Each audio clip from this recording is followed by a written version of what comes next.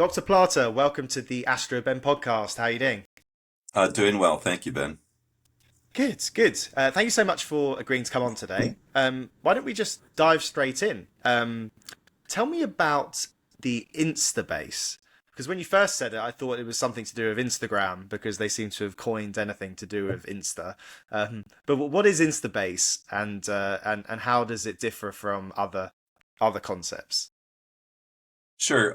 So the term InstaBase is, of course, a combination of Insta and base. And so it's an instant base, and in particular, it's inflatable. The entire base is inflatable, and it's specifically designed for our concept for an initial permanent crew of 8 people, or specifically 4 couples.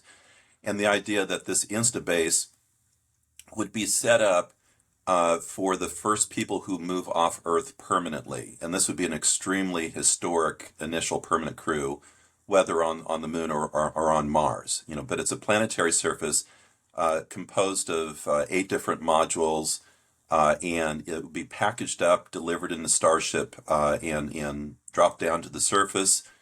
Or lowered down to the surface, and then telerobots would have prepared a flat surface, and they cut the straps on this payload and open a valve on a container of liquefied air, and in an instant, or within probably tens of minutes to an hour, the whole thing against vacuum would just inflate immediately, and you have an instant base that would then be the edges would be secured down by the telerobots, and then equipment would be hooked up and getting to operation, so that when crew arrives, the initial permanent crew, they would walk into basically a turnkey Instabase.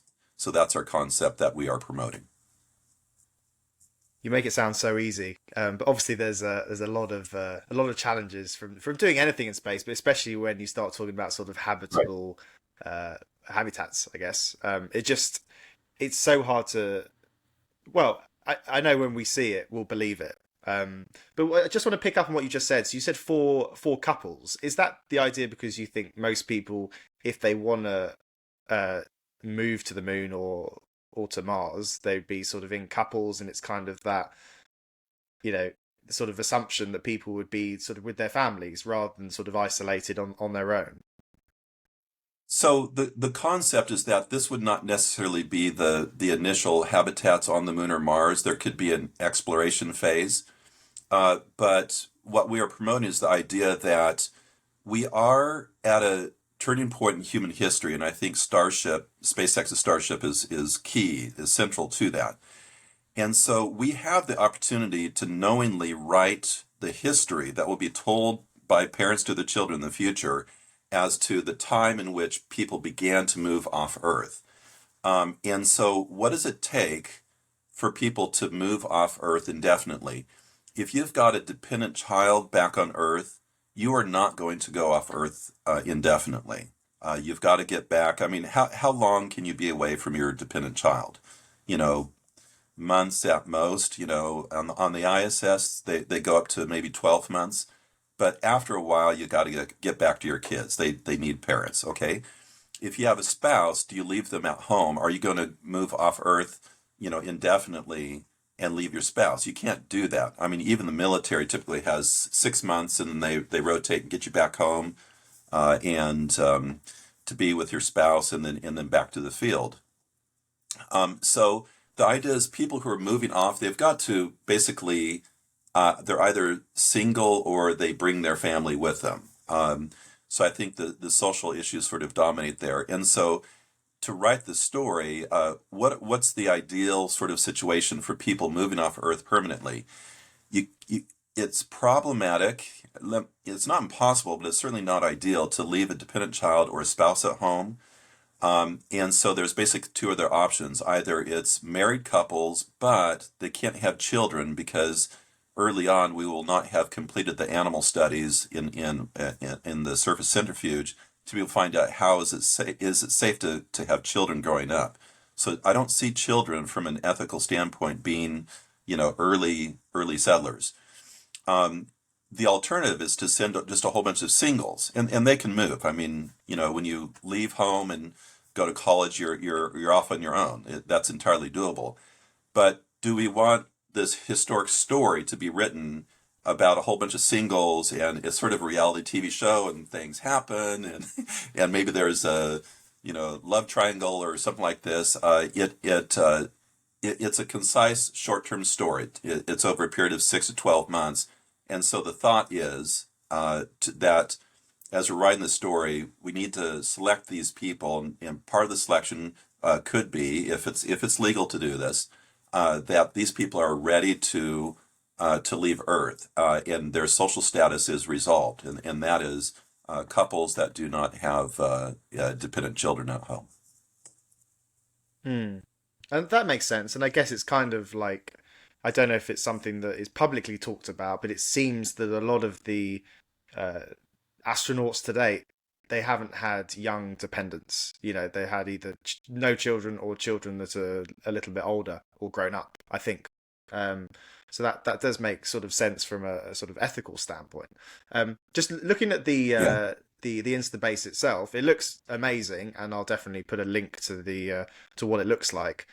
Whereabouts would it be deployed? Are there certain areas that it would be most effective for? You said that it has to be sort of a leveled ground, or would it be in for Mars, for instance? Would you see it being in the caves of Mars? Because I imagine those kind of inflatable structures. I just think of The Martian, where there's like the pressure is lost and suddenly is all blown out, and it's sort of it sort of deflates really quickly. So where would you put them? First of all, my guess is the InstaBase on the moon would be on the moon first because I think Starship is going to be delivering payloads to the moon before Mars, but it's going to be separated by just a few years, probably not much more than 5 years between the moon and Mars. But the moon is much more safely close to Earth, and so perhaps it's safer to set it up, and as you confirm everything works, then you can go ahead and land the equivalent on Mars. On the moon, it's pretty clear we would be aiming for the South Pole because that's where the permanently shadowed craters with NASA in 2009 proved that there is water ice and a lot of organics within the permanently shadowed crater, the dirt there.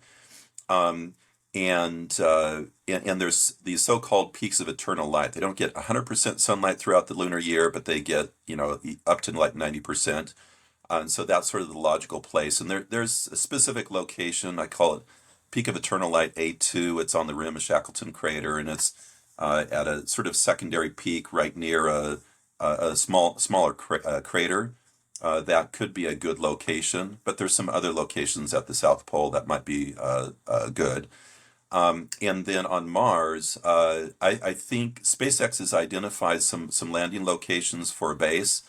Um, but I think that there's just within the last couple of weeks, there's been um, some reports about another location that's more equatorial that seems as though there's water ice. And so I think the most equatorial place with water ice is probably where we're going to go at the time that we go. Whatever is known, that's where we'll go.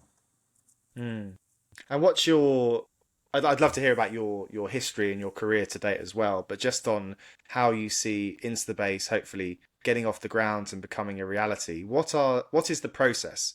Are there different kind of levels of development? And how do you get from being a visual on paper to being a physical model on Earth? And then how do you get that to the moon? Yeah, so that's a great question, and in the Space Development Network, we really have laid out a plan for us how to move this forward because we're basically trying to make the argument. We ourselves are not going to be funding the development of this and the shipping it to the moon, but we are proposing this concept to the decision makers, and that would be the people who have control over the money. That would be either government, Congress, administration, NASA, these sorts of decision makers, or private. It could be either, your SpaceX or your Blue Origin sorts of basically philanthropically funded companies. or it could be just a newcomer, a sort of billionaire philanthropist who hasn't really found their niche in space, and they say, "Hey, I'm interested in the what happens after we arrive on the moon and Mars." So that's the ultimate that we're heading for, is to try to make the case to decision makers. Where it starts right now, it's now beyond a little bit beyond the the artist rendering that we have that you'll put the link to. We have actually constructed a full-scale mock-up of the InstaBase made out of sheet plastic. It's what we, and as space advocates in the Space Development Network, it's what we can afford and what we can do. And so we have permission to go ahead and display that full-scale mock-up at Rocket Ranch at the time of the initial orbital attempt of Starship down in Boca Chica, Texas. That will be our first sort of public unveiling of this InstaBase concept. But it certainly doesn't stop there. The next level up would be to have it made out of more permanent material. So I have contacted children's bounce house companies for the two leading ones in the United States. And I believe it would take about $70,000 to have it made in vinyl, which is a very durable material that can remain outdoors indefinitely and can be the basis of a Moon Mars analog base, a new type of analog base that's development and settlement oriented as opposed to just exploration oriented. And we're hoping that through exposure, through media, whether podcasts like this or YouTube channels or science, space and science journalists that tour our mock-up, we're hoping to get the idea more generally out there with our firm belief that, in fact, inflatables make the logical first, the first best uh, habitats on the moon and Mars. We believe it makes sense for them to be inflatables and not, you know, uh, aluminum cylinders, which have limited volume, or 3D printed habitats, which have all sorts of complications. We think the simplest, most obvious thing to do is to use the inflatables. Yeah, and how do you think astronauts would feel about that? Because there's, I mean, it hasn't. Tell me if I'm wrong, but I don't think it's been done before, where an astronaut has been in a, uh, in a protected against the vacuum of space in essence, an inflatable. Do you think that's going to be a sort of mental barrier? Not just a sort of engineering one, but also, you know, having those astronauts being comfortable with the idea that they're effectively in a bounce house or bouncy castle if you're from the UK. Yeah, how do you think that? Do you think that's something to be concerned about, or do you think people will be used to it once they see it and can know that it's safer, if not safer, than aluminium or any other metal? Well, trust me, it's a very high-tech bounce house, made out of Kevlar straps, and it has the five different layers. And so, first of all, we've had three inflatables in space already. So this is a TRL level 9, technology readiness level 9. The most obvious one, the one I think that you're referring to, is the beam on the ISS. It's been there for several years now, used as storage right now. But there's two. There's Genesis 1 and 2 by Bigelow Aerospace that were launched. And they've existed for years. So the technology is demonstrated in that sort of setting. But NASA has been pursuing inflatables. They have developed their own inflatables in sort of the research setting. So this is not really new technology, and it's not unknown technology. It's technology that's been used. Now, in terms, I can understand how people could say, wait, inflatables, they might pop or they might collapse if you lose air pressure and these sorts of things. And that's true, but when you make them out of the best materials, and you use things like ripstops in the material, and we're already proven it for years now with the beam. It can be made safe, and if you feel the need, I personally don't, but if you do feel the need to have rigid supports, within the structure, so that if there is a depressurization event, that it's not going to collapse very quickly on yourself. You have time to be able to egress. Then those can be built in either by having sort of rigid ribs that you click into place, or actually air beams. These are little tubes that are pressurized to even higher pressure, so that if you lose pressure in the main thing, you still got this rigid structure. But That the key yeah. thing is on surface habitats. We are advocating to use the local dirt or water as a radiation shielding, but especially if you're using a dirt, that's going to totally protect you against micrometeorites. Mind you, Mars with this small atmosphere is still sufficient. It's going to take out, most of the small meteorites that are coming down, the micrometeorites. But if you have a layer of regolith on top, it basically just eliminates the concern about external causes of depressurization. That sounds, it sounds terrifying and exciting at the same time, as does Yeah, much of space exploration. it's um, frankly, it's not as terrifying as one might think. I think this is going to be accepted technology. I think it will be as well. You mentioned the Space Development Network, which you're a founder of, and the Space Fair. Perhaps you could touch on both of those and how they came about and how that sort of feeds and provides a framework for things like InstaBase. Well, as many of your listeners may be aware, the Starship has been we've expecting launch for for like 12 months now, and so our network we have been rushing to go ahead and assemble this mock-up, and that was completed about 5 months ago, and so we're just sitting around waiting.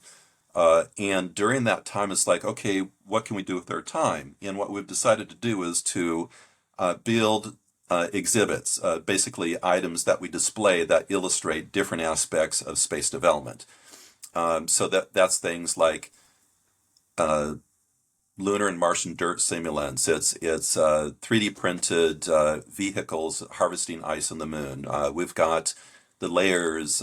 We've got a rocket family. All the different variants of Starship. These things are about 5 feet tall, and so we've done a lot of that. In fact, your listeners can go to developspace.info/displays, and you'll see pictures of all the displays that we have currently developed in the last 5 months.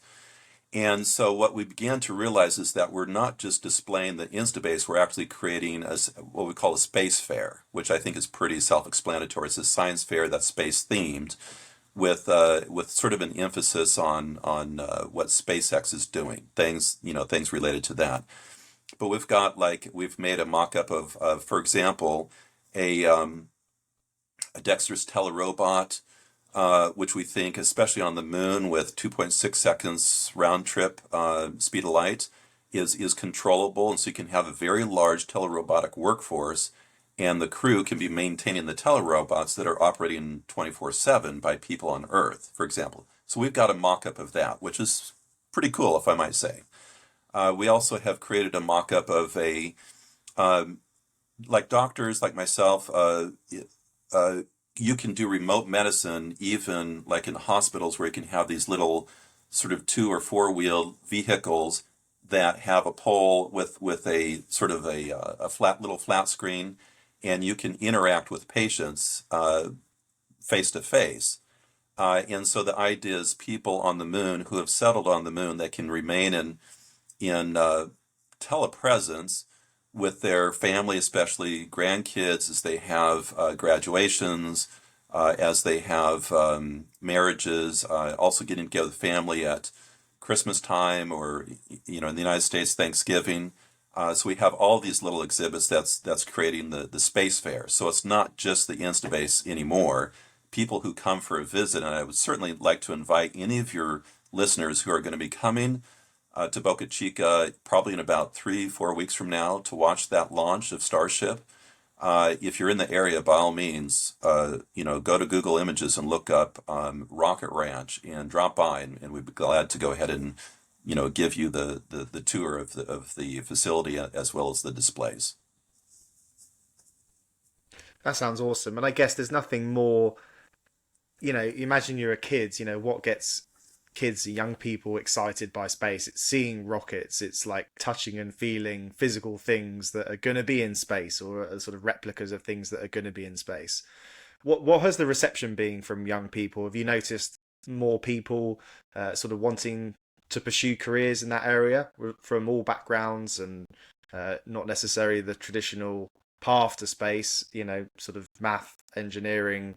Because a lot of people listen to this might not be following that path. But what's your sort of take on how uh, companies like SpaceX and Blue Origin and private companies, how they're sort of reinvigorating that attraction for young people to dream of a career and living and working in space? I am very convinced that we are at a historic turning point in history. It's the point in time that people are going to look back and say this is when humanity began to spread off Earth. And I do personally believe that the excitement is going to go through the roof when it comes to space development. And we are going to see the excitement that existed at the Apollo program, but I think now it's going to be a real worldwide phenomenon. People are going to be following it on social media, and I think that we're going to have a very very exciting phase here. And frankly, I think SpaceX is going to be in the middle of that because of the capability that they're bringing. The Space Development Network, we have had one public showing.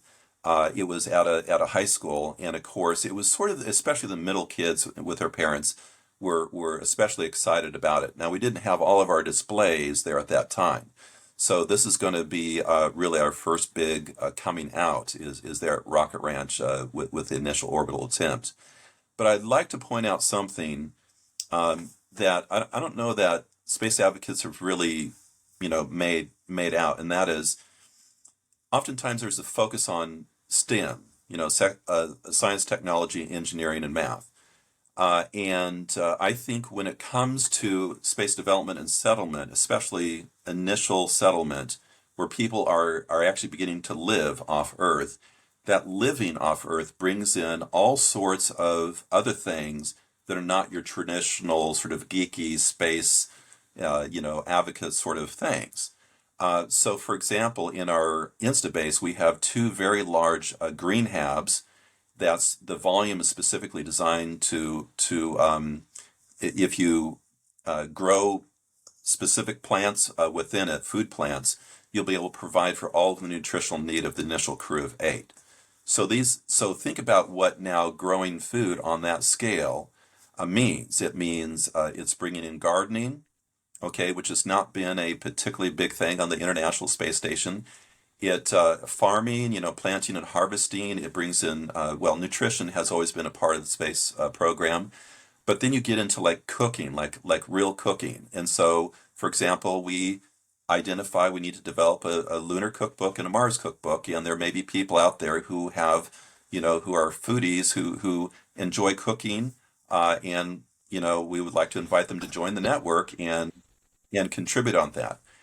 In 1/6 and 3/8 gravity, dance is going to be a totally new phenomenon. When you can, on the moon, when you can jump up into the air and you're in the air for 6 times longer than on Earth, then dance becomes a something where you're not each foot on the beat, but you're popping up in the air and sort of like the time that a high diver has, you're doing all sorts of maneuvers within the air before you land at the major. And so we're going to see arts and we're going to see all sorts of things. Um, we advocate the initial permanent crew be selected with the top selection criteria actually be languages.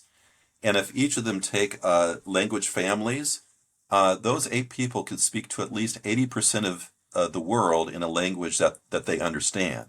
So this initial permanent crew, even though it might be funded through American means, through a partnership, that nonetheless, I think the whole world could feel like vicariously we are part of this story. And I think language can make an important part of that as the crew come in on news shows, news interviews, as well as come into the classrooms throughout the world. Absolutely. Can you tell me a bit about the Moon Mars analog base as well? Um, what, how does that differ from InstaBase, and how important is that to develop a settlement orientated base? And also Yeah. the point of full self-reliance as well, because I know, SpaceX are very much focused on creating a self-sustaining civilization. Why is that important for off-Earth development and settlement? So the Moon Mars Analog Base is a goal that we as an organization are headed to, and that is we will have the InstaBase and Space Fair. We are wanting to be able to lease a property in the Boca Chica area as we get a vinyl base and really begin to establish a permanent analog base there. But the Moon Mars analog base would be that analog base. And of course, this is something that is in the future. It's not, we don't have the funding for it now, and it's a goal that we as an organization have.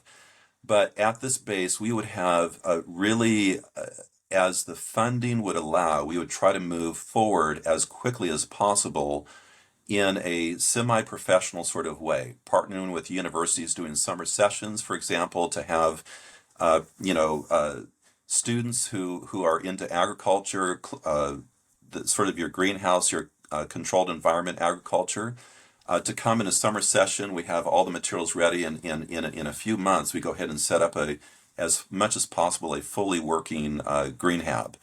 That would be an example of what we would be doing at the Moon Mars Analog Base. Now, in regards to full self-reliance, this is something that's sort of, I think, unique to us. This is something that I've not seen at any other analog base, and it's hardly even discussed. But we know that Elon says that he has two reasons for why he wants to establish uh, literally a million person city on Mars by 2050. And if you take a look at their engine production rate, and the windows, the moon, the launch windows to Mars every 26 months.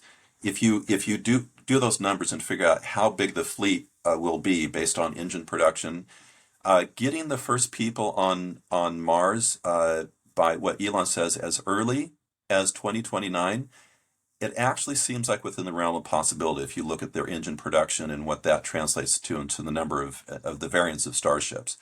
And so we think that the clock is ticking.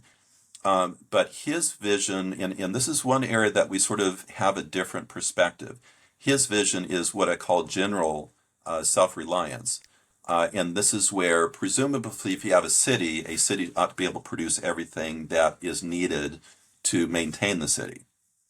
I think there's some assumptions there, but this is his idea. Our perspective is we go back to sort of first principles. We ask, okay, what exactly is needed for survival? Because survival is one of his goals, but another goal is just an exciting future, and a city achieves both of those goals. For that first goal to become Earth independent or self-reliant, it's a concept that you can become increasingly self-reliant to where you're producing more and more of the material that you need so that you can reduce the shipping, and there's all sorts of cost savings there, you know. Um, but the concept is that if for whatever reason the starships stop coming, there's a financial collapse, or there's Elon is assassinated, or who knows what happens, or an asteroid hits, if financial is probably the biggest cause, like probable cause. Um, you need to have this base either temporarily or permanently being able to support itself. How do you achieve that the fastest? Our view is not a million people gets you there. Our view is you can get there sooner by saying, can we produce oxygen on a small scale? Can we produce food for just the amount of people that are in this small base? Can you produce, the organic chemicals and these other things? Can you machine? And as we look through each specific thing, we're not convinced you need a million people to do any one of those things or all of them together. In fact, we think it can be a lot smaller. And so what we would like to do at the Moon Mars Analog Base is to have a side project that looks at self-reliance, increasing levels of self-reliance, and even looking at the question of actually can we achieve full self-reliance? And is this something that we can demonstrate on a small scale at the Moon Mars Analog Base? And as we look at that challenge, we think that it is within the realm of possibility that we could actually produce metals. We can extract water, especially in the Mars context, where if you locate it well underneath the dirt, there's a glacier, and extract, pump air out and produce plastics, polyethylene or other plastics. And so we think that we're developing sort of a pathway to where full self-reliance can be achieved, perhaps about 15 years earlier than Elon's 2050 perspective. And we think that it's good to reach that level for safety reasons earlier than later. It really is an exciting time to be alive, isn't it? Excuse me. It sure Just is. before you go, because it's been great to chat, and I could hear from you for many hours on the plans. But I'm intrigued as to your story. How did you get to be designing moon bases and Mars bases? You're obviously a doctor, so how did you start off in your career, and how did you end up looking at the cosmos and thinking, huh, how would we go and live there? Well, I'm a bit of a Johnny come lately. I did biophysics undergraduate, so I sort of had that foundation, but I was always pre-med, and so I went into medicine and am currently an active physician. And but I always had that physics background and felt like in medicine I didn't use that as much as I might like. And in 2009, NASA did their L-Cross mission where they slammed a upper stage into a permanently shrouded crater at the south pole of the moon. It kicked up icy dirt into the sunlight, and they spectroscopically imaged. They found out 1 part per 18 was water ice, and there's substantial amounts of organics in there, including significant amounts of ammonia and several different carbon chemical species. And so I was like, wait a minute, there's water on the moon. You could electrolyze that and produce propellant, and that could be the basis for Earth-Moon transport system. I mean, this is the thought that immediately came to mind. But it was just a news report, and so I just filed that in the back of my mind and just went on about my life and work. Then what happened? There was some sort of anniversary about 2011, something like this, of the Apollo program, and on the astronomy picture of the day, they were showing some pictures from the Apollo. And I'm 56 years old. I just barely missed the whole Apollo thing, and I felt sort of cheated.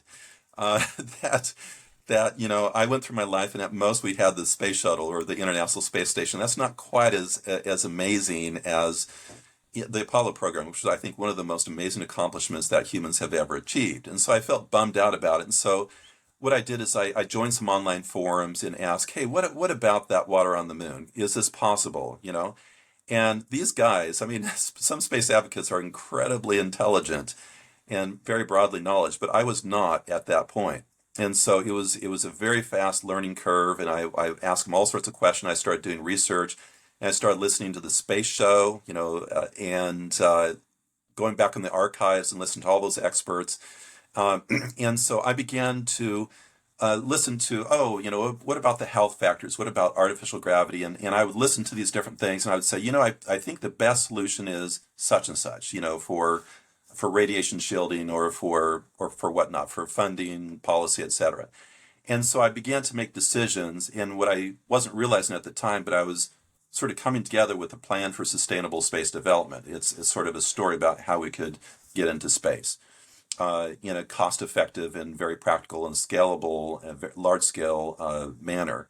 And so one thing led to another. I said, there's a need for an organization, free to join organization where we space advocates of any level can join together and now meet using Zoom. So we have these working groups that are topical. So when people join the network, they list what their interests are. And we don't, we'd love to have engineers, but not everybody needs to be an engineer. If you enjoy dancing or cooking or things like that, there's a place for that. And so one thing has led to another, and that's where we are at this point in time. It's been great to chat to you. I'm very excited, obviously for the Starship launch and also for the fair around it. So if I can't make it, I'll definitely be looking forward to seeing the pictures and reading the press releases and seeing people's reaction to seeing these kinds of bases brought to life in a physical sense. So thank you so much. Yeah, it's been great. Thank you so much. And any final thoughts before you pass? Yeah, Ben, just a couple things. We are wanting to have a sort of a virtual tour after we get it set up down there. So if people, if your listeners are not able to come, we are going to go ahead and give a virtual tour, and so you'll be able to virtually see the InstaBase as well as the as well as the exhibits. If I might, I'd just like to invite your listeners, if you'd like to go ahead and join the Space Development Network. It's for free forever, and not just join to consume, but if you'd like to get involved, we can use this is the whole point. It's volunteers working together to advance space development. So you can go to developspace.info and just click on look around. The whole plan is there. Look around. If you'd like to get involved, we'd like to invite you to join us. That's fantastic, and I'll drop these in the show notes as well. Dr. Plata, thank you very much. Appreciate it. You're welcome.